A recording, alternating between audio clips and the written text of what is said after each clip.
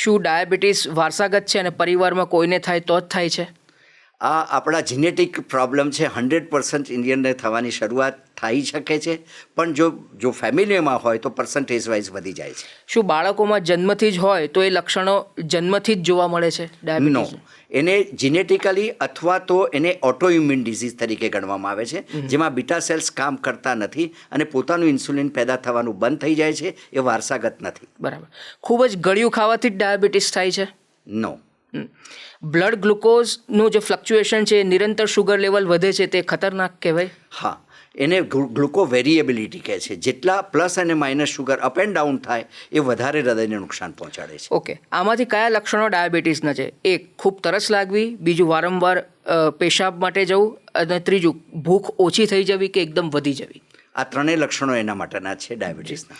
કોઈનું blood glucose level કેટલા લેવલથી ઉપર હોય તો તે ડાયાબિટીક કહેવાય? મેં કહ્યું હતું કે ભૂખ્યા પેટનું શુગર 100થી વધારે, જમ્યા પછીનું શુગર 140થી વધારે અને એવરેજ શુગર 5.7થી વધારે. શું નેચરલ સ્વીટ્સ ખાવું એ હિતાવહ છે?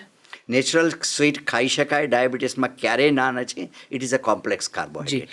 ગ્લુકોઝ લેવલ ઓછું હોય, જેને હાઇપોગ્લાયસેમિયા કહેવાય, તો એ પણ ચિંતાનું કારણ બની શકે? બહુ મોટું ચિંતાનું કારણ છે. આપણે એ વણી લીધેલું નથી, પણ સૌથી વધારે ડેન્જરસ જે હોય એ હાઇપોગ્લાયસેમિયા છે.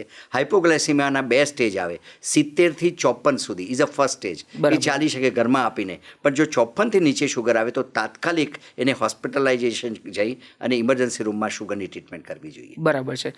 જો ગર્ભાવસ્થામાં ડાયાબિટીસ છે અને પછી એ ડિલિવરી થઈ જાય અને પછી એ પેરામીટર નોર્મલ થઈ જાય તો ફોલોઅપની જરૂર ખરી? જિંદગી સુધી જરૂર પડે છે.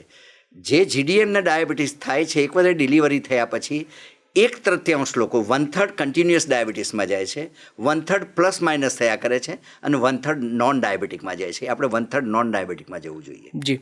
બ્રેકફાસ્ટ સ્કીપ કરે છે લોકો, એ કેટલું હિતાવહ છે? આપણે એવું કહેતા હતા કે રાજા જેવો બ્રેકફાસ્ટ હોવો જોઈએ, લંચ છે કોમન મેન જેવું, અને આપણું ડિનર ભિખારી જેવું હોવું જોઈએ. જી.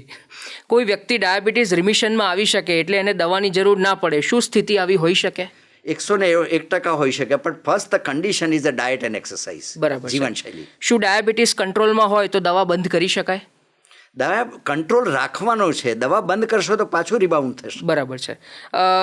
બીજું જે છે કે પ્રી ડાયાબિટીક્સને રિવર્સ કરી શકાય છે, અને સ્ટેમ સેલ થેરાપી કેટલી ઉપયોગી નીવડી શકે આમાંથી?